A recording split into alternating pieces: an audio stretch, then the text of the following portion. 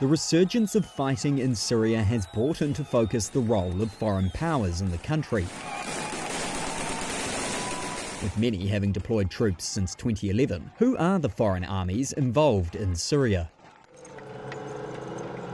Turkey has deployed troops across northwestern Syria in support of the 2011 rebel uprising against President Bashar al-Assad. Turkey wants to weaken Syrian Kurdish armed groups which carved out autonomous enclaves along the Turkish border during the civil war.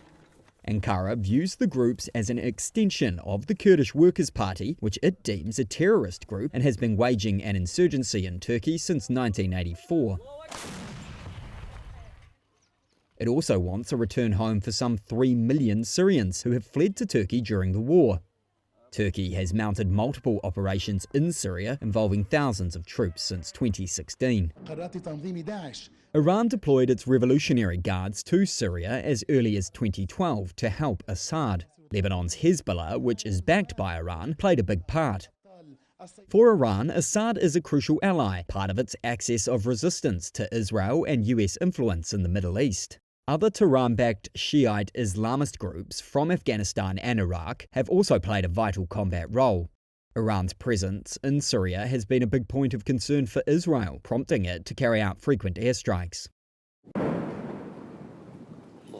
Russian forces have had a presence militarily in Syria since the Cold War, but intervened on Assad's side in 2015. Coordinating with Iran, they operated from an airbase in Latakia province, with Russian air power decisively tilting the conflict Assad's way. On the ground, Russian troops are involved in government-held areas, with military police deployed during attempts to de-escalate fighting. US military intervention in Syria began in 2014 against the Islamic State jihadist group that had declared its rule over a third of Syria and Iraq. Working with the Syrian Democratic Forces, they fought to drive Islamic State from areas it had captured in Syria's north and east. Declaring the battle with Islamic State almost won, President Donald Trump announced in 2018 he wanted to pull out US troops, but the plan was softened after facing criticism for leaving a void that Iran and Russia would fill. Around 9,000 US troops remain in Syria to support the SDF.